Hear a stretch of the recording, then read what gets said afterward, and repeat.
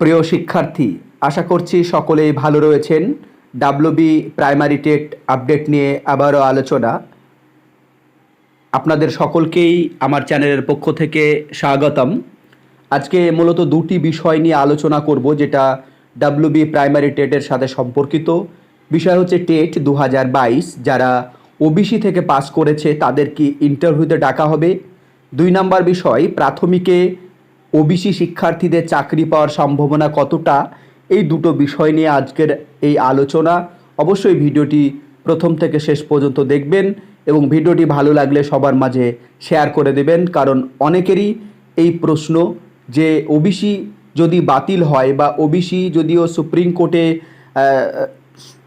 শুনানি চলছে, সেক্ষেত্রে যদি ফাইনাল জাজমেন্ট না আসে 2022 যে টেট হয়েছে বা 2023-এর যে রেজাল্ট হতে চলেছে তার যে নোটিফিকেশান আসবে ইন্টারভিউর 2024-এর শেষের দিকে, তাহলে সেই ইন্টারভিউতে তারা ডাক পাবে কি না, বা ওবিসির ফাইনাল জাজমেন্ট কবে আসবে, বা এই সমস্ত বৃত্তান্ত নিয়ে আলোচনা। তো প্রথম যে বিষয়টা, যে আমরা জানি কলকাতা হাইকোর্টে ওবিসিকে কেন্দ্র করে যে মামলা দায়ের করা হয়, এনজিও আত্মদ্বীপ নামে এক ধরনের এনজিও, তারা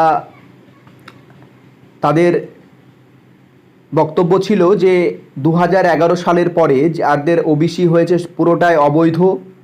সেই রকমই কলকাতা হাইকোর্টে রায় দেওয়া হয় যে যারা অলরেডি চাকরি করছে বা চাকরি পেয়ে গেছে তাদের ক্ষেত্রে কিন্তু কোনো সমস্যা হবে না।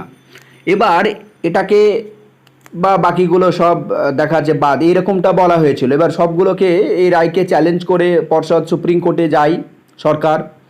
তো সুপ্রিম কোর্টে এখন হিয়ারিং চলছে। তো যারা দেখা যাচ্ছে সরকারের বিপক্ষে রয়েছে তাদের বক্তব্য, যেহেতু ওবিসি বাতিল হয়ে গেছে তাই চাকরি পাওয়ার ক্ষেত্রে তাদের জটিলতা রয়েছে। তারপরে যারা অলরেডি চাকরি পেয়ে গেছে তাদের চাকরি বাতিলের দাবি করা হয়েছে। তো সুপ্রিম কোর্টে এই শুনানি চলছে।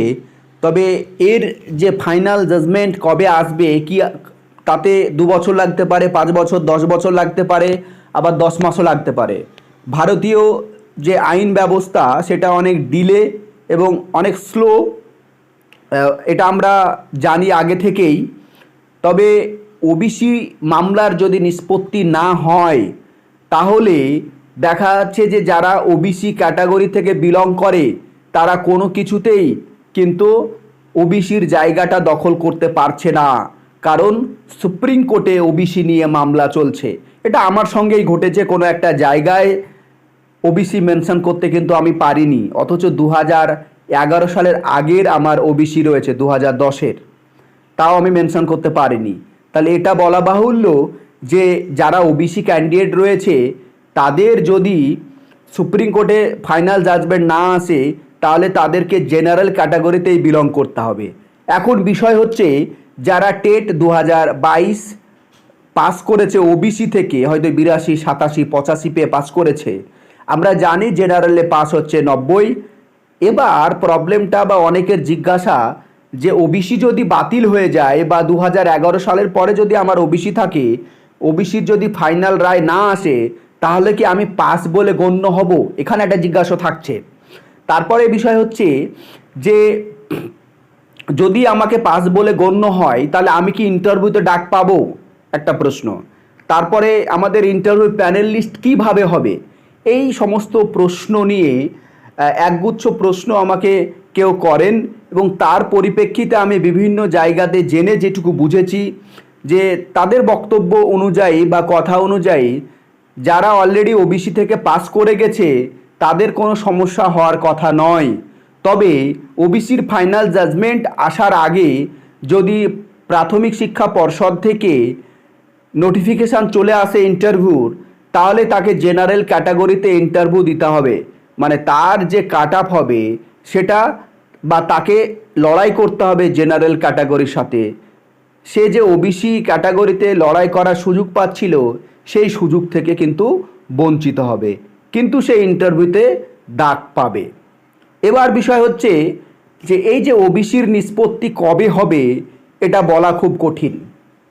তাহলে যারা ওবিসি থেকে 82-85 পেয়ে পাস করছিল, তাদের প্রাথমিকে পাস করাটা আরও বেশি জটিল হয়ে গেল। আর একটা বিষয়, যে যারা ইন্টারভিউ দিত ওবিসি, দেখা যায় কাট অফ একটু কম হতো, জেনারেলে লড়াই করতে গিয়ে একটু অসুবিধা হতো, সেক্ষেত্রেও তারা কিন্তু বঞ্চিত হলো। তাহলে বলা যায় যে যারা ওবিসি ক্যাটাগরি থেকে বিলং করছিল তাদের চাকরি পাওয়া একটু কষ্টকর হতে শুরু করলো। বর্তমানে জেনারেল ক্যান্ডিডেটের পরিমাণেই কম, এসটি, এসসি, ওবিসি এগুলোতেই পূর্ণ।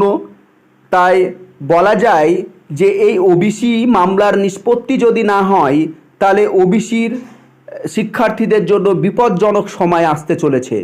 তাই এটার অবশ্যই নিষ্পত্তি হওয়া দরকার এবং দেখা যাচ্ছে যাই হোক একটা ফাইনাল জাজমেন্ট আসা দরকার, পজিটিভ নেগেটিভ যাই হোক না কেন, যাতে করে শিক্ষার্থীরা ভালোভাবে নিঃশ্বাস নিতে পারে।